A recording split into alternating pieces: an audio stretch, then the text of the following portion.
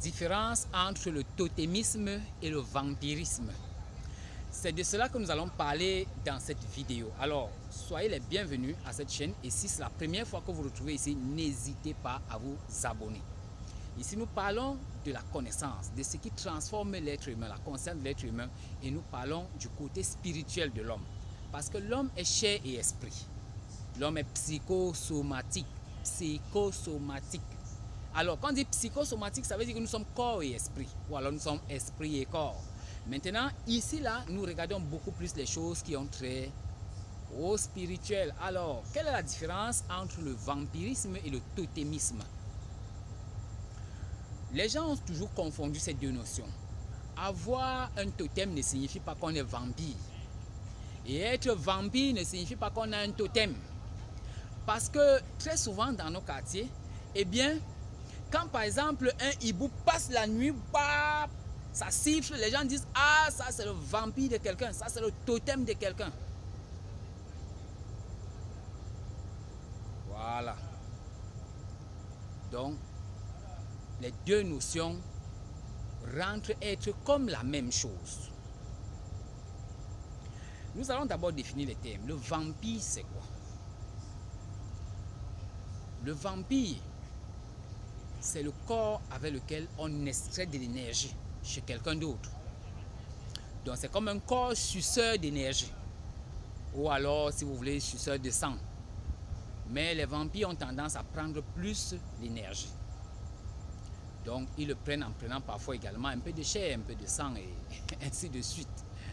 Alors, le totem maintenant, c'est quoi? Le totem, c'est un outil, c'est un instrument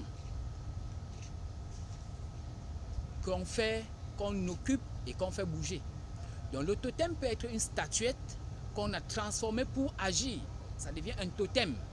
Le totem peut également être un animal dans lequel la personne, entre guillemets, méchante se retrouve pour aller faire sa sale besogne. Bon, maintenant, quelqu'un peut avoir un totem et ne pas être vampire. Est-ce que vous comprenez? Les gardiens de la tradition en Afrique, la plupart des notables dans nos chefferies ont des totems. Mais ces totems-là, ça ne veut pas dire que ce sont des vampires. Si vous pensez que le fait d'avoir le lion signifie qu'on est vampire, c'est que vous vous trompez.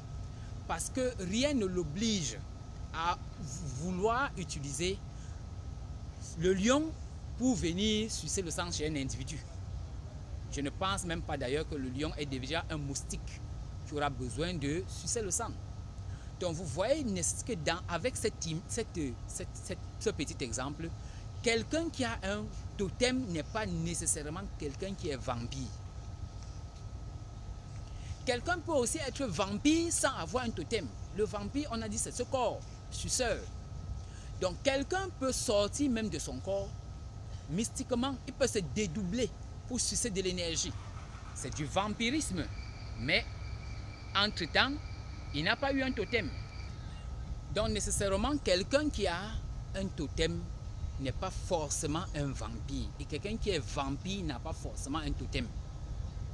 Les gens pensent qu'ils vont tout faire pour arrêter le totem de ces vampires-là. Quelqu'un peut vous vampiriser, mais il n'a pas de totem.